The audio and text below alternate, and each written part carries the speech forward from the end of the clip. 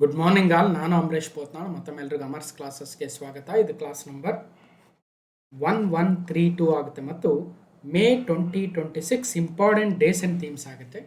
ಅಲ್ಲಿಗೆ ಮೇ ತಿಂಗಳ current affairs, special videos ಮತ್ತು ಡೇಸ್ ಆ್ಯಂಡ್ ಥೀಮ್ಸ್ ಕೂಡ ಕಂಪ್ಲೀಟ್ ಆಯಿತು. ಇನ್ನೊಂದು ಕಡೆ ನಾವು ಎಕನಾಮಿಕ್ ಸರ್ವೆ ಕೂಡ ಸ್ಟಾರ್ಟ್ ಮಾಡಿದ್ದೀವಿ. ಸೊ ಅದನ್ನು ಕೂಡ ಒಂದಷ್ಟು ಚಾಪ್ಟರ್ಗಳನ್ನು ಮುಗಿಸ್ತಾ ಹೋಗೋಣ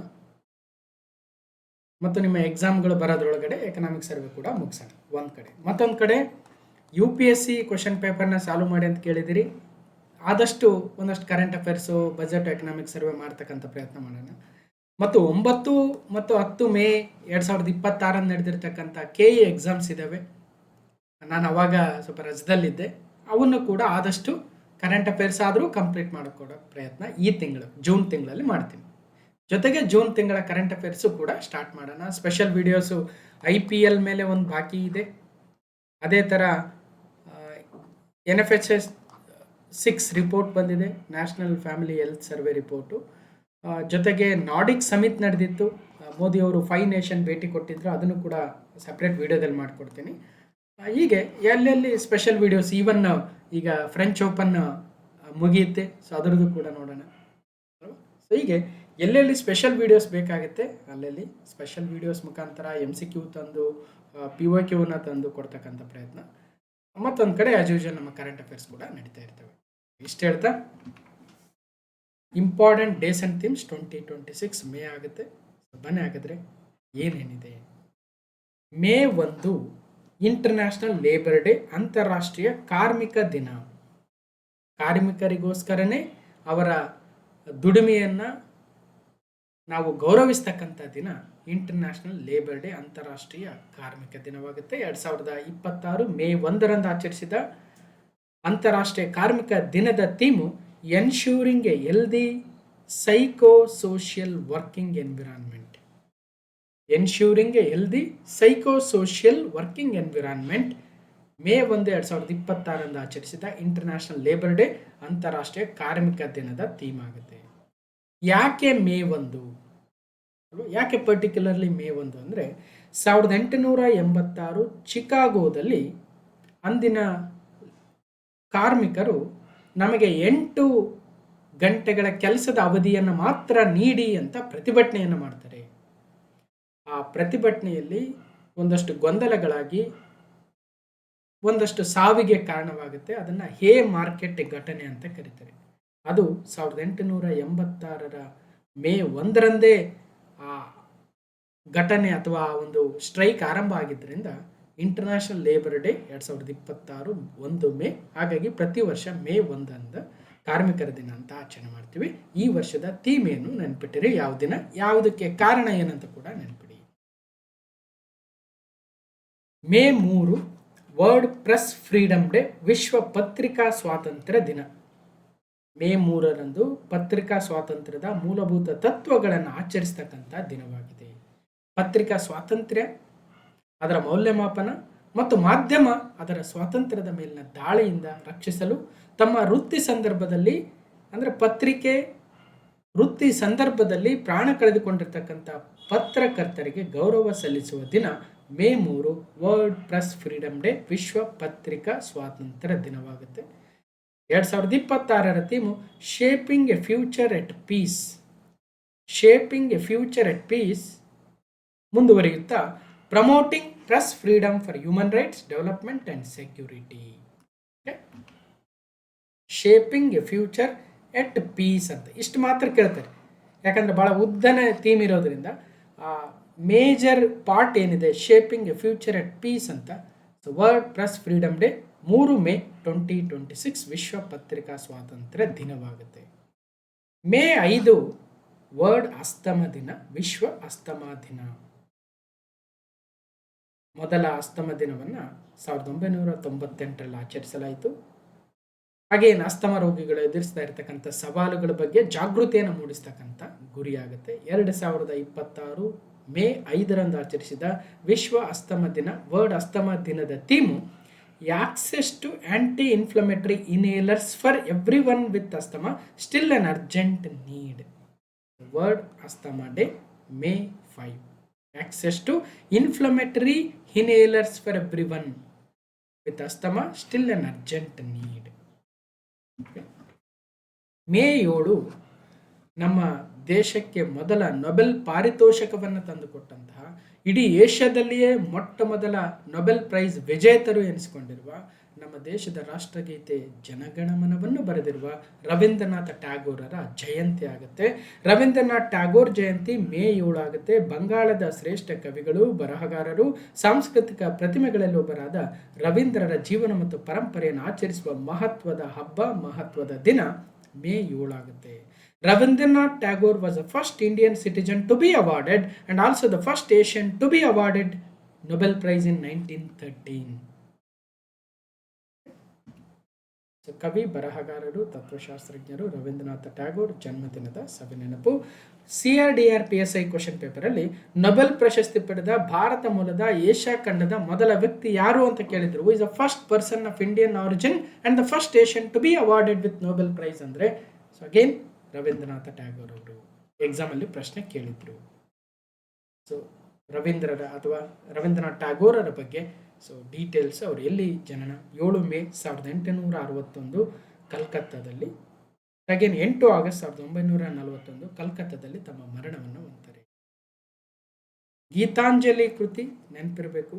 ಹಾಗೆ ಜನಗಣಮನ, ರವೀಂದ್ರ ಸಂಗೀತ, ಅಮರ್ ಶೋನಾರ್ ಬಾಂಗ್ಲಾ, ಹೀಗೆ ಗೋರಾ ಅಂತಕ್ಕಂಥ ಕಾದಂಬರಿ ಯಾರ್ದು ಅಂತ ಹಲವಾರು ಬಾರಿ ಎಕ್ಸಾಮಲ್ಲಿ ಕೇಳಿದರೆ ರವೀಂದ್ರನಾಥ ಟ್ಯಾಗೋರ್ ಅವರ ಕೃತಿಯಾಗುತ್ತೆ. 1913 ನೊಬೆಲ್ ಸಾಹಿತ್ಯ ಪುರಸ್ಕಾರಕ್ಕೆ ಭಾಜನರಾಗಿದ್ದರು. ಮೇ 8 ವಿಶ್ವ Red Cross and Red Crescent ದಿನ. World Red Cross and Red Crescent Day. 160 ವರ್ಷಗಳ ಹಿಂದೆ ಇಂಟರ್ನ್ಯಾಷನಲ್ ರೆಡ್ ಕ್ರಾಸ್ ಮತ್ತು ರೆಡ್ ಕ್ರೆಸೆಂಟ್ ಮೂವ್ಮೆಂಟ್ ಅನ್ನು ಸ್ಥಾಪಿಸಿದ ಪ್ರವರ್ತಕ, ಸ್ವಯಂ ಸೇವಕ ಸೇನಾನಿ ಹೆನ್ರಿ ಡುನಂಟ್ ಅವರ ಪರಂಪರೆಯನ್ನು ಗೌರವಿಸುವ ದಿನವಾಗಿದೆ. 8 ಮೇ 1828ರಲ್ಲಿ ಇಂಟರ್ನ್ಯಾಷನಲ್ ರೆಡ್ ಕ್ರಾಸ್ ಸಂಸ್ಥೆಯ ಸಂಸ್ಥಾಪಕರು ಹೆನ್ರಿ ಡುನಂಟ್ ಅವರ ಜನ್ಮದಿನ. ಹಾಗಾಗಿ 8 ಮೇ ಪ್ರತಿ ವರ್ಷ ನಾವು ವಿಶ್ವ ರೆಡ್ ಕ್ರಾಸ್ ದಿನವಾಗಿ ಆಚರಣೆ ಮಾಡ್ತೀವಿ. 2026ರ ಥೀಮು ಯುನೈಟೆಡ್ ಇನ್ ಹ್ಯುಮ್ಯಾನಿಟಿ. ಯುನೈಟೆಡ್ ಇನ್ ಹ್ಯುಮ್ಯಾನಿಟಿ ಮೇ 8, 2026ರಂದು ಆಚರಿಸಿದ ವಿಶ್ವ ರೆಡ್ ಕ್ರಾಸ್ ದಿನದ ಥೀಮ್ ಆಗುತ್ತೆ. ಹೆನ್ರಿ ಡುನಂಟ್ 8 ಮೇ 1828 ಅವರ ಜನ್ಮದಿನ. ಜೀನ್ ಹೆನ್ರಿ ಡುನಂಟ್ 30 ಅಕ್ಟೋಬರ್ 1910 ಅವರ ಮರಣ ದಿನವಾಗುತ್ತೆ.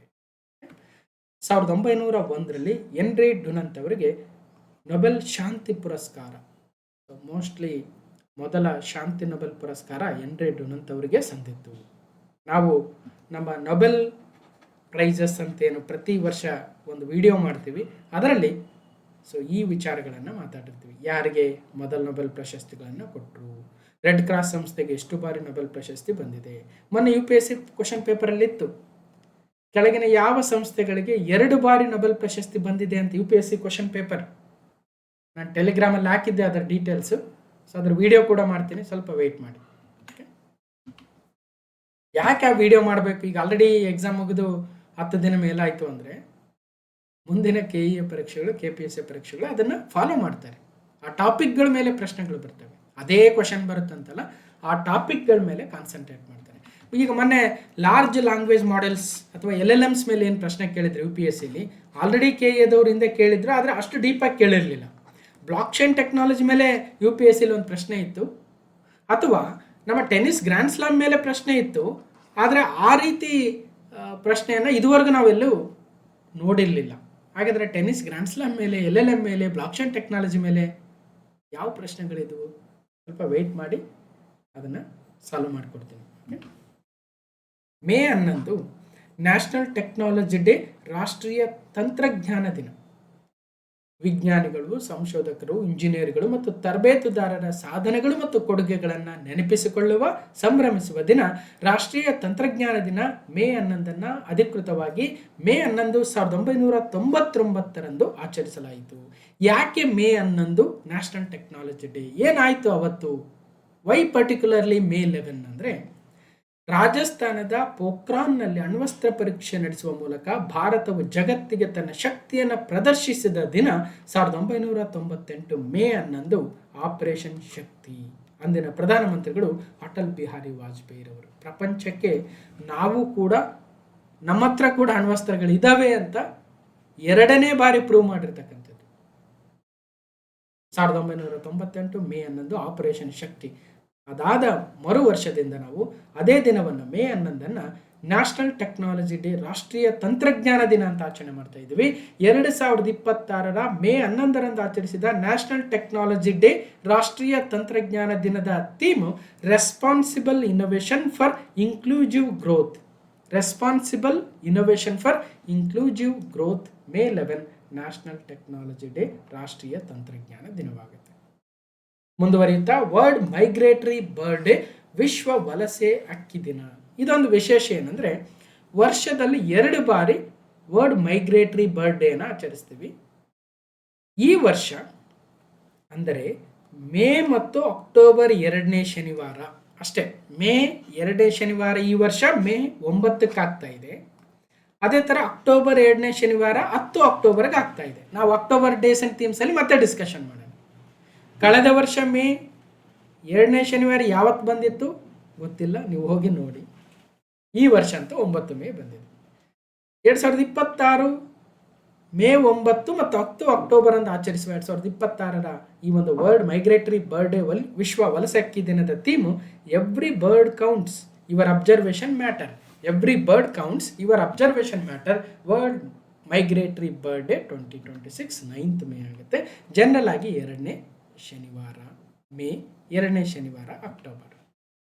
ಒಂದು ಬರ್ಡ್ ಇದೆ ಬಾರ್ ಟೇಲ್ಡ್ ಗಾಡ್ವಿಟ್ ಅಂತ. ಅದು ಸುಮಾರು 13,560 ಕಿಲೋಮೀಟರ್ಗಳ ಕಾಲ ನಿರಂತರವಾಗಿ 11 ದಿನ ತನ್ನ ದೂರವನ್ನು ಕ್ರಮಿಸುತ್ತೆ. ಮೋಸ್ಟ್ಲಿ ಅಮೆರಿಕದ ಅಲಾಸ್ಕಾದಿಂದ ಆಸ್ಟ್ರೇಲಿಯಾದವರೆಗೂ ಕೂಡ ಹೋಗುತ್ತೆ ನೋಡಿ ಅಲ್ವಾ. ಸೊ ನಿರಂತರ ಪ್ರಯಾಣ. KPSC exam class number 301 discussion ಮಾಡಿದ್ವಿ. ರೇಷ್ಮೆ ಕೃಷಿ ವಿಸ್ತರಣಾಧಿಕಾರಿ ಏನು ಪ್ರಶ್ನೆ ಇತ್ತು ಅಂದರೆ, ವಿಶ್ವ ವಲಸಿಗ ಪಕ್ಷಿ ದಿನ 2022 ಧ್ಯೇಯ ವಾಕ್ಯ ಯಾವುದು? What is the theme of the World Migratory Bird Day 2022 ಅಂತ ಕೇಳಿದ್ರು. ಅವತ್ತೇನೋ ಇತ್ತು, ಇವತ್ತೇನು ನೆನ್ಪಿಡೋಣ, every bird counts your observation matter. ಈ ವರ್ಷದ ನೆನ್ಪಿಡೋಣ, ಇಲ್ಲ ಹೋದ ವರ್ಷದ ಡೇಸ್ ಅಂಡ್ ಥೀಮ್ಸ್ ಮೇ ತೆಗೆದು ನೋಡಿ ಇರುತ್ತೆ. ಅವತ್ತೇನೋ ಇತ್ತು, ಬೇಡ ಮತ್ತೆ ನಾವು ಕನ್ಫ್ಯೂಸ್ ಆಗೋದು ಬೇಡ. ಓಕೆ, ಇನ್ನು RTO ಮೋಟಾರ್ ವೆಹಿಕಲ್ ಇನ್ಸ್ಪೆಕ್ಟರ್ ಅದೇ KPSC ನಡೆಸಿರ್ತಕ್ಕಂಥ ಎಕ್ಸಾಮ್ 2025 ಮೇ 14 ನಡೆದಿತ್ತು. The long distance migratory bird among the following is.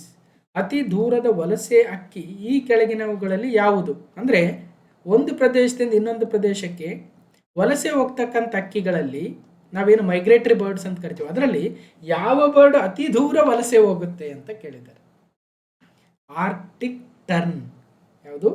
Arctic turn ಅಂತಕ್ಕಂಥ ಬರ್ಡು ಸುಮಾರು 71,000 ಕಿಲೋಮೀಟರ್ ದೂರ ಹೋಗುತ್ತಂತೆ, ಅಥವಾ ಇನ್ನೂ ಜಾಸ್ತಿನೇ ಹೋಗ್ಬೋದು. ಯಾವುದು? ಆರ್ಟಿಕ್ ಟರ್ನ್ ಅಂತಕ್ಕಂಥ ಬರ್ಡ್. ಒಂದು ಕಡೆ ಹೇಳ್ತಾರೆ ಅದು ಆರ್ಕ್ಟಿಕ್ ಪ್ರದೇಶದಿಂದ ಅಂಟಾರ್ಟಿಕಾ ಪ್ರದೇಶಕ್ಕೆ ತನ್ನ ಪ್ರಯಾಣವನ್ನು ಬೆಳೆಸುತ್ತಂತೆ. So Arctic tern least concerned in conservation status of IUCN red list. ಗಮನಿಸಿ, ಎಕ್ಸಾಮಲ್ಲಿ ಕೇಳಿದ್ದಾರೆ.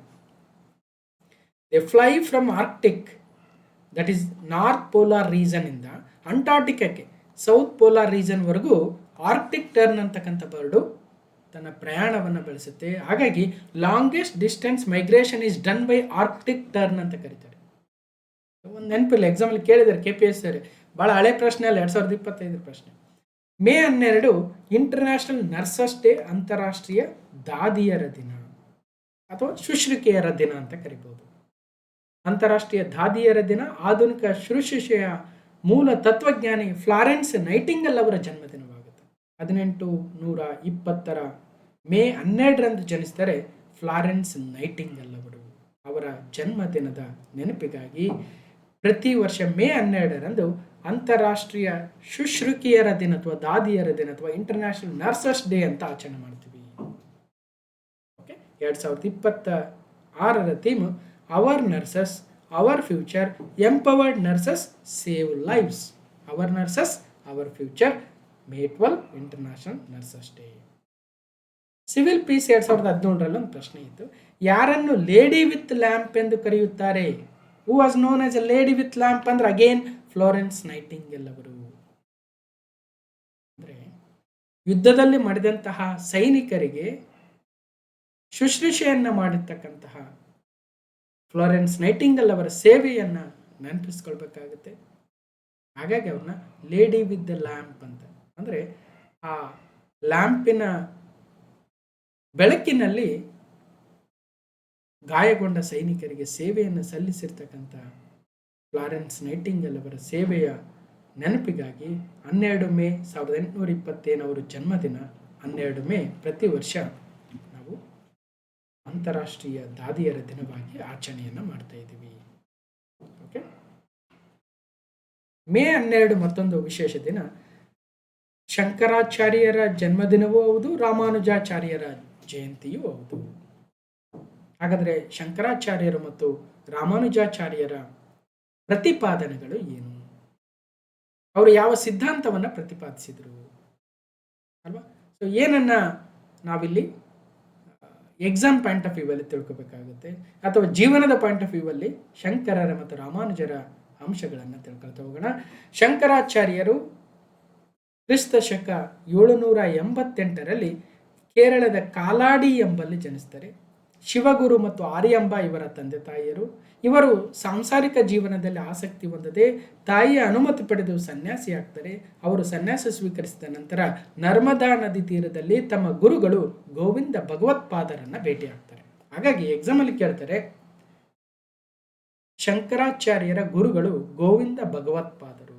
ಶಂಕರರು ದೇಶದಾದ್ಯಂತ 3 ಬಾರಿ ಪ್ರವಾಸವನ್ನು ಮಾಡಿ ಕಾಶ್ಮೀರ, ನೇಪಾಳ, ಬನಾರಸ, ಬದ್ರಿನಾಥ, ದ್ವಾರಕಾ, ಪುರಿ, ತಿರುಪತಿ, ಕಂಚಿಗಳಂತಹ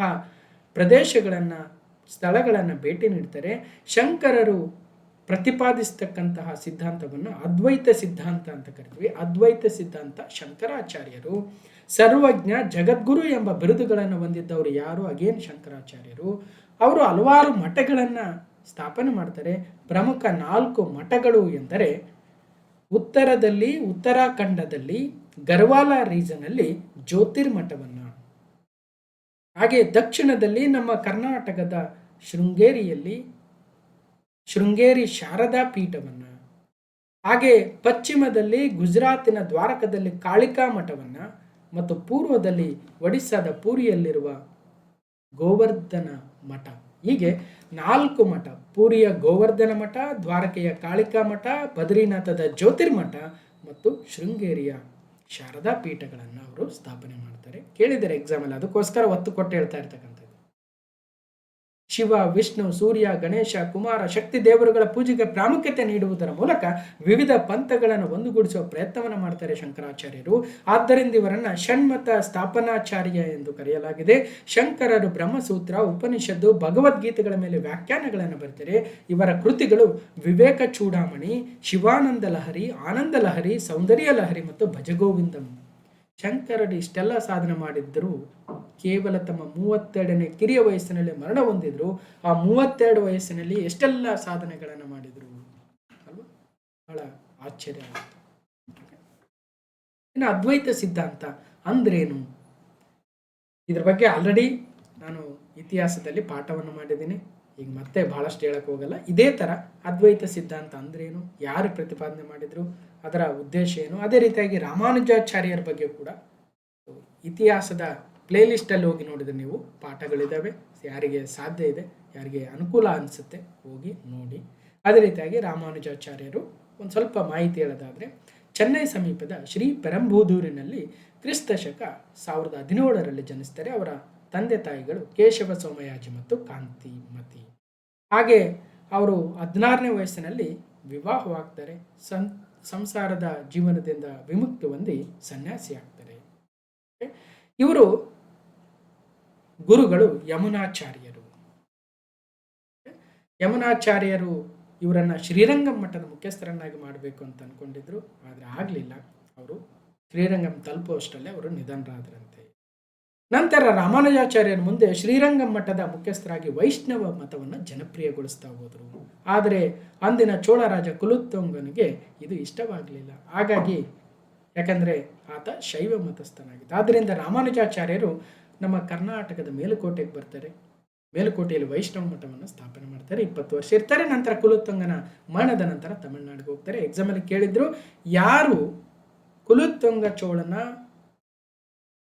ಒಂದು ಒತ್ತಾಯದಿಂದ ಅಥವಾ ಕಾರಣಾಂತರದಿಂದ ಕರ್ನಾಟಕಕ್ಕೆ ಬರ್ತಾರೆ, ಬಂದು ಮೇಲುಕೋಟೆಯಲ್ಲಿ ವೈಷ್ಣವ ಮಠವನ್ನು ಯಾರು ಸ್ಥಾಪನೆ ಮಾಡ್ತಾರೆ ಅಂತ ಎಕ್ಸಾಮಲ್ಲಿ ಕೇಳಿದ್ರು? ಸೊ ರಾಮಾನುಜಾಚಾರ್ಯರು. ಇವರ ಕೃತಿಗಳು ವೇದಾಂತ ಸಾರ, ವೇದಾಂತ ಸಂಗ್ರಹ, ವೇದಾಂತ ಸೂತ್ರ, ಗೀತಾ ಭಾಷ್ಯ ಮತ್ತು ಶ್ರೀಭಾಷ್ಯ. ಇನ್ನು ವಿಶಿಷ್ಟಾದ್ವೈತ ಸಿದ್ಧಾಂತವನ್ನು ಇವರು ಪ್ರತಿಪಾದನೆ ಮಾಡ್ತಾರೆ. ಹಾಗಂದ್ರೆ ಏನು? ಅದ್ವೈತಕ್ಕೂ ವಿಶಿಷ್ಟಾದ್ವೈತಕ್ಕೂ ಇದ್ದಂತಹ ವ್ಯತ್ಯಾಸಗಳೇನು ನೀವೇ ನೋಡಿ, ಅಥವಾ ಇತಿಹಾಸದಲ್ಲಿ ಪಾಠದಲ್ಲಿ ಹೇಳಿದ್ದೇನೆ ಆಲ್ರೆಡಿ ನೋಡಿ. ಮತ್ತೊಬ್ಬ ಆ ಒಂದು ಕಾಲಘಟ್ಟದಲ್ಲಿ ಅಥವಾ ಸಿದ್ಧಾಂತಗಳನ್ನು ಪ್ರತಿಪಾದನೆ ಮಾಡಿ ಇವತ್ತಿಗೂ ಕೂಡ ಜನಮಾನಸದಲ್ಲಿರ್ತಕ್ಕಂಥವರು ಮಾಧ್ವಾಚಾರ್ಯರು. ಉಡುಪಿ ಬಳಿಯ ಪಾಜಕದಲ್ಲಿ ಕ್ರಿಸ್ತಶಕ 1738ರಲ್ಲಿ ಜನಿಸ್ತಾರೆ. ಮಧ್ಯಗೇಹ ನಾರಾಯಣ ಭಟ್ಟ ಮತ್ತು ವೇದಾವತಿ ಅವರ ತಂದೆ ತಾಯಿಗಳಾಗ್ತಾರೆ. ಗುರು ಅಚ್ಯುತ ಪ್ರೇಕ್ಷರು ಇವರು ಕೂಡ ಸಾಕಷ್ಟು ಪ್ರವಾಸವನ್ನು ಕೈಗೊಂಡು ಉತ್ತರ ಭಾರತದಿಂದ ಬರಬೇಕಾದ್ರೆ ಕೃಷ್ಣ ಬಲರಾಮರ ಮೂರ್ತಿಗಳನ್ನು ತಂದು ಉಡುಪಿಯಲ್ಲಿ ಕೃಷ್ಣನ ಪ್ರತಿಷ್ಠಾಪನೆಯನ್ನು, ಮಲ್ಪೆಯಲ್ಲಿ ಬಲರಾಮನ ಪ್ರತಿಷ್ಠಾಪನೆಯನ್ನು ಮಾಡ್ತಾರೆ. ಇವರು ಅಷ್ಟಮಠಗಳನ್ನು ಸ್ಥಾಪನೆ ಮಾಡ್ತಾರೆ. ಉಡುಪಿಯಲ್ಲಿ ಒಂದು ಸೋದೆ ಮಠ, ಶಿರೂರು ಮಠ, ಕಾಣಿಯೂರು ಮಠ, ಪೇಜಾವರ ಮಠ, ಪಾಲಿಮಾರು ಮಠ, ಅಧಮಾರು ಮಠ, ಕೃಷ್ಣಪುರ ಮಠ ಮತ್ತು ಪುತ್ತಿಗೆ ಮಠ. ಅವರು ದಕ್ಷಿಣ ಭಾರತದ ಪವಿತ್ರ ಸ್ಥಳಗಳಾಗಿರ್ತಕ್ಕಂಥ ಕಾಂಚಿ, ತಾಂಜಾವೂರು, ಶ್ರೀರಂಗಂ, ಕುಂಭಕೋಣಂ, ಮಧುರೈ, ರಾಮೇಶ್ವರಂ, ಕನ್ಯಾಕುಮಾರಿಯಂತಹ ಸ್ಥಳಗಳಿಗೆ ಭೇಟಿ ಕೊಡ್ತಾರೆ. ತಮ್ಮ 80ನೇ ವಯಸ್ಸಿನಲ್ಲಿ ಮರಣವನ್ನು ಹೊಂತಾರೆ. ಅವರ ಕೃತಿಗಳು ಗೀತಾ ಭಾಷ್ಯ, ಬ್ರಹ್ಮಸೂತ್ರ ಭಾಷ್ಯ, ಅನುಭಾಷ್ಯ, ದ್ವಾದಶ ಸ್ತೋತ್ರ ಇವೆಲ್ಲವೂ ಕೂಡ ನೆನಪಿಡಬೇಕು. ಮತ್ತು ದ್ವೈತ ಸಿದ್ಧಾಂತ ಹೇಗೆ ಅದ್ವೈತದಿಂದ ಮತ್ತು ವಿಶಿಷ್ಟಾದ್ವೈತದಿಂದ ವ್ಯತ್ಯಾಸವನ್ನು ಹೊಂದಿದೆ ಅಂತಕ್ಕಂಥದ್ದನ್ನು ನೋಡಿ, ಇತಿಹಾಸದಲ್ಲಿ ಹೆಚ್ಚಿನ ಮಾಹಿತಿಯನ್ನು ಓದಿ ಅಂತ ಹೇಳ್ತಾ let's move on to the next days and theme. May 16 national dengue day, ರಾಷ್ಟ್ರೀಯ ಡೆಂಗ್ಯೂ ದಿನ. ರೋಗದ ಬಗ್ಗೆ ಜನಸಮೂಹವನ್ನು ಎಚ್ಚರಿಸಬೇಕು. ರೋಗವನ್ನು ಎದುರಿಸಲು ಸಹಾಯ ಮಾಡುವ ಅಥವಾ ಲಭ್ಯವಿರುವ ಚಿಕಿತ್ಸಾ ಸೌಲಭ್ಯಗಳ ಕುರಿತು ಅರಿವನ್ನು ಮೂಡಿಸಬೇಕಾಗಿರ್ತಕ್ಕಂಥ ದಿನ ಮೇ 16 ನ್ಯಾಷನಲ್ ಡೆಂಗ್ಯೂ ಡೇ, ರಾಷ್ಟ್ರೀಯ ಡೆಂಗ್ಯೂ ದಿನ. 2026ರ theme community participation for dengue control, check, clean, cover. Community participation for dengue control. ಎಕ್ಸಾಮಲ್ಲಿ ಹೆಂಗೆ ಪ್ರಶ್ನೆ ಬಂದಿದ್ದಾವೆ ಇದ್ರ ಮೇಲೆ ಅಂದರೆ, ಕೆಳಗಿನವುಗಳಲ್ಲಿ ಡೆಂಗ್ಯೂ ರೋಗದ ವಾಹಕ ಯಾವುದು ಅಂದರೆ ಏಡಸ್ ಮಸ್ಕಿಟೋ. ಓಕೆ, 1. ಡೆಂಗ್ಯೂ ರೋಗವು ಯಾವುದರಿಂದ ಹರಡುತ್ತದೆ ಅಂತ KSRP PSI ಕೇಳಿದ್ರು, ಸೊಳ್ಳೆಯಿಂದ ಹರಡುತ್ತದೆ. ಯಾವ ರೀತಿಯ ಸೊಳ್ಳೆಗಳು ಅಥವಾ ವೈರಸ್ ಸೋಂಕಿಗೆ ಒಳಗಾದಾಗ ಡೆಂಗ್ಯೂ ಜ್ವರ ಹರಡಲು ಮುಖ್ಯ ಕಾರಣ ಅಂತ RSI ಎಕ್ಸಾಮಲ್ಲಿ ಕೇಳಿದ್ರು. ಸೊ ಅಗೇನ್ ಏಡ್ಸ್ ಈಜಿಪ್ತಿ ಅಂತಕ್ಕಂಥ ಸೊಳ್ಳೆಯಿಂದ. ನೋಡ್ಬೋದು ಎಕ್ಸಾಮಲ್ಲಿ ಯಾವ ರೀತಿಯಾಗಿ ಪ್ರಶ್ನೆಗಳು ಬಂದಿದ್ದಾವೆ, ನಾವು ಯಾವ ರೀತಿಯಾಗಿ ರೆಡಿ ಆಗಬೇಕು. May 16 international day of light, ಅಂತಾರಾಷ್ಟ್ರೀಯ ಬೆಳಕಿನ ದಿನ. 1960ರಲ್ಲಿ ಥಿಯೋಡರ್ ಮೈಮನ್ ಅವರು ಲೇಸರ್ನ ಮೊದಲ ಯಶಸ್ವಿ ಕಾರ್ಯಾಚರಣೆಯನ್ನು ಮಾಡ್ತಾರೆ. ಅದರ ನೆನಪಿಗಾಗಿ ಪ್ರತಿ ವರ್ಷ ಮೇ 16ರಂದು ನಾವು ಅಂತಾರಾಷ್ಟ್ರೀಯ ಬೆಳಕಿನ ದಿನವನ್ನು ಆಚರಣೆ ಮಾಡ್ತೀವಿ. 2026 ಮೇ 16ರಂದು ಆಚರಿಸಿದ ಅಂತಾರಾಷ್ಟ್ರೀಯ ಬೆಳಕಿನ ದಿನ, international day of light, light for a sustainable future, Theodore Maiman. ನೆನಪಿಡಬೇಕು, ಲೇಸರನ್ನು ಕಂಡು ಹಿಡಿದಿರ್ತಕ್ಕಂಥವ್ರು ಥಿಯೋಡರ್ ಮೈಮನ್.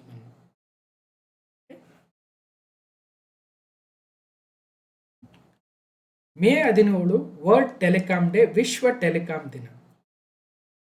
ನವೆಂಬರ್ 2006ರಲ್ಲಿ ಟರ್ಕಿಯ ಆಂಟೆಲಾದಲ್ಲಿ ಇಂಟರ್ನ್ಯಾಷನಲ್ ಟೆಲಿಕಮ್ಯುನಿಕೇಷನ್ ಯೂನಿಯನ್ ಅವರ ಈ ಒಂದು ಘೋಷಣೆಯನ್ನು ಮಾಡ್ತಾರೆ. So world telecom day May 17. 2026ರ theme digital lifelines, strengthening resilience in a connected world. May 17 world telecommunication day. May 18 international museum day, ಅಂತಾರಾಷ್ಟ್ರೀಯ ವಸ್ತು ಸಂಗ್ರಹಾಲಯ ದಿನ. ನಮ್ಮ ಕೋಲ್ಕತ್ತಾದಲ್ಲಿರ್ತಕ್ಕಂಥ ಇಂಡಿಯನ್ ಮ್ಯೂಸಿಯಂ ಏನಿದೆ, ಇದು ವಿಶ್ವದ 9ನೇ ಅತ್ಯಂತ ಹಳೆಯ ವಸ್ತು ಸಂಗ್ರಹಾಲಯ ಮತ್ತು ಭಾರತದ ಅತಿ ದೊಡ್ಡ ಮ್ಯೂಸಿಯಂ ಎಲ್ಲಿದೆ ಅಂದರೆ ಕೋಲ್ಕತ್ತಾದ ಇಂಡಿಯನ್ ಮ್ಯೂಸಿಯಂ. ಅತ್ಯಂತ ಹಳೆಯದು ಕೂಡ ಅದೇ ಆಗುತ್ತೆ.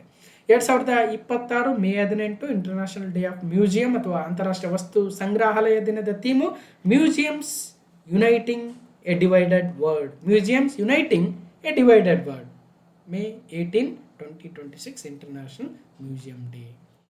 ಮೇ 15 ಒಂದು ಡೇ ಹಿಂದೆ ಹೋಗೋಣ. May 15 national endangered species day, ರಾಷ್ಟ್ರೀಯ ಅಳಿವಿನಂಚಿನಲ್ಲಿರುವ ಪ್ರಭೇದಗಳ ದಿನ. ನಮ್ಮ ದೇಶದಲ್ಲಿರ್ತಕ್ಕಂಥ ಹಲವಾರು ಪ್ರಭೇದಗಳು ಇವತ್ತು ಅಳಿವಿನಂಚಿನಲ್ಲಿದ್ದಾವೆ. ಅವುಗಳನ್ನು ಸಂರಕ್ಷಿಸಬೇಕು ಅನ್ನೋ ಜಾಗೃತಿಯನ್ನು ಮೂಡಿಸ್ತಕ್ಕಂಥ ದಿನ ಮೇ 15 ನ್ಯಾಷನಲ್ ಎಂಡಾಂಜರ್ಡ್ ಡೇ. ಇದನ್ನು ಪ್ರತಿ ವರ್ಷ ಮೇ 3ನೇ ಶುಕ್ರವಾರ ಆಚರಣೆ ಮಾಡ್ತೀವಿ. ಈ ಸಲ ಮೇ 15 ಬಂದಿದೆ, 3ನೇ ಶುಕ್ರವಾರ ಅಷ್ಟೇ. Protecting India's vanishing wildlife and flora, protecting India's vanishing wildlife and flora national endangered species day theme ಆಗುತ್ತೆ. ರಾಷ್ಟ್ರೀಯ ಅಳಿವಿನಂಚಿನಲ್ಲಿರುವ ಪ್ರಭೇದಗಳ ದಿನ ಮೇ 15, 2026. ಮುಂದಿನ ವರ್ಷ ಬೇರೆ ಡೇ ಬರ್ಬೋದು. ಒಟ್ಟಿನಲ್ಲಿ ಮೇ 3ನೇ ಶುಕ್ರವಾರ ಅಷ್ಟೇ. ಓಕೆ, ಯಾವ್ಯಾವ ಇದಾವೆ ಎಂಡಾಂಜರ್ಡ್ ನಮ್ಮ ದೇಶದಲ್ಲಿ?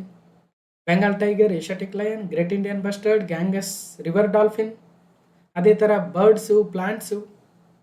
ಓಕೆ, ಅವೆಲ್ಲವುಗಳನ್ನು ಸಂರಕ್ಷಣೆ ಮಾಡೋದಕ್ಕೆ 1973 project tiger, 1992 project elephant, 2009 project snow leopard, 2020 project lion, project dolphin 2020.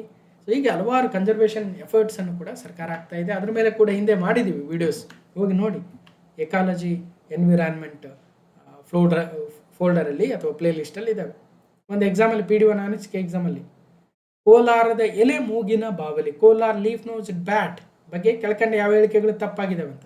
ಅದು IUCN ರೆಡ್ ಲಿಸ್ಟಲ್ಲಿ ಕ್ರಿಟಿಕಲಿ ಎಂಡಾಂಜರ್ಡ್ ಆಗಿದೆಯಾ? Kolar leaf nose bat is protected under Indian wildlife protection act 1972. A ಸರಿ, ಬಿ ಸರಿ, both A and B, neither B and A and B. ಹೋಗಿ PDO ನಾನಿಸಿಕೆ exam paper solve ಮಾಡಿದ್ವಿ. ಈ ಥರ ಪ್ರಶ್ನೆಗಳನ್ನು ಕೇಳ್ತಾರೆ. ಮೇ 20 ವರ್ಲ್ಡ್ ಬೀ ಡೇ, ವಿಶ್ವ ಜೇನುನೊಣ ದಿನ. ಮೇ 20ರಂದು ಆಧುನಿಕ ಜೇನು ಸಾಕಾಣೆಯ ಪ್ರವರ್ತಕರೆಂದೇ ಕರೆಯಲ್ಪಡುವ 1734ರಲ್ಲಿ ಜನಿಸಿದ ಆಂಟೆನಾ ಜಾನ್ಸ್ ಅವರ ಜನ್ಮ ವಾರ್ಷಿಕೋತ್ಸವ. Anton Jansa. May 20 world bee day, ವಿಶ್ವ ಜೇನುನೊಣ ದಿನ. 2026 ಮೇ 20ರಂದು ಆಚರಿಸಿದ ವಿಶ್ವ ಜೇನುನೊಣ ದಿನದ theme be together for people and planet. B ಅಂದರೆ not just BE, it is a BEE, be together for people and the planet. Okay, Anton Jansa ಅವರ ಜನ್ಮದಿನದ ಸಲುವಾಗಿ. May 21 very very important day, ಭಾಳ ಸಲ ಎಕ್ಸಾಮಲ್ಲಿ ಬಂದಿರತಕ್ಕಂಥದ್ದು. ರಾಷ್ಟ್ರೀಯ ಭಯೋತ್ಪಾದನಾ ವಿರೋಧಿ ದಿನ, ನ್ಯಾಷನಲ್ ಆ್ಯಂಟಿ ಟೆರರಿಸಮ್ ಡೇ. ಇದೇ ಮೇ 21 1991ರಲ್ಲಿ ಶ್ರೀಪೆರಂಬದೂರು ಎಂಬುವ ಸ್ಥಳ ತಮಿಳುನಾಡಿನಲ್ಲಿ ಮಾಜಿ ಪ್ರಧಾನಿ ರಾಜೀವ್ ಗಾಂಧಿ ಅವರನ್ನು ಹತ್ಯೆ ಮಾಡಲಾಗಿತ್ತು. ಹಾಗಾಗಿ ಅವರ ಮರಣ ದಿನವನ್ನು ರಾಷ್ಟ್ರೀಯ ಭಯೋತ್ಪಾದನಾ ವಿರೋಧಿ ದಿನ, ನ್ಯಾಷನಲ್ ಆ್ಯಂಟಿ ಟೆರರಿಸಮ್ ಡೇ ಅಂತ ಆಚರಣೆ ಮಾಡ್ತೀವಿ. ಅವರು ಭಾರತ ಕಂಡಂಥ ಅತ್ಯಂತ ಕಿರಿಯ ಪ್ರಧಾನಿಗಳಾಗಿದ್ದರು. ಆಮೇಲೆ 6th ಪ್ರೈಮ್ ಮಿನಿಸ್ಟರ್ ಆಗಿದ್ದರು 1984 1989ವರೆಗೂ. ಮತ್ತು ಅವರ ಜನ್ಮ ವಾರ್ಷಿಕೋತ್ಸವವನ್ನು ಸದ್ಭಾವನಾ ದಿನ ಅಂತ ಕರಿತೀವಿ. ಸದ್ಭಾವನಾ ದಿನ 20 ಆಗಸ್ಟ್. 21 ಮೇ ಭಾರತದ ಭಯೋತ್ಪಾದನಾ ವಿರೋಧಿ ದಿನ. ಹಾಗಾಗಿ ಸಿವಿಲ್ PC ಎಕ್ಸಾಮಲ್ಲಿ ಒಂದ್ಸಲ ಕೇಳಿದ್ರು, ಯಾರ ಜನನ ವಾರ್ಷಿಕೋತ್ಸವವನ್ನು ಸದ್ಭಾವನಾ ದಿನ ಎಂತಲೂ ಅವರ ಮರಣ ವಾರ್ಷಿಕೋತ್ಸವವನ್ನು ಭಯೋತ್ಪಾದನಾ ವಿರೋಧಿ ದಿನ ಎಂತಲೂ ಆಚರಿಸ್ತೀವಿ ಅಂದರೆ ರಾಜೀವ್ ಗಾಂಧಿ ಅವರ ಜನ್ಮದಿನ ಮತ್ತು ಮರಣ ದಿನಗಳು.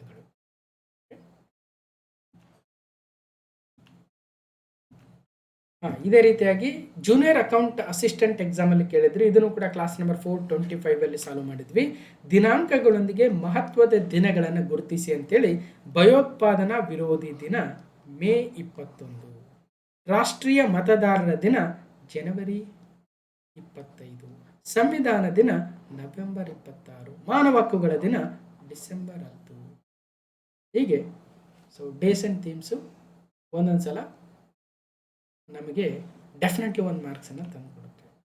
May 22 again very very important day, international day for biological diversity, ಅಂತಾರಾಷ್ಟ್ರೀಯ ಜೈವಿಕ ವೈವಿಧ್ಯತಾ ದಿನವಾಗಿದೆ.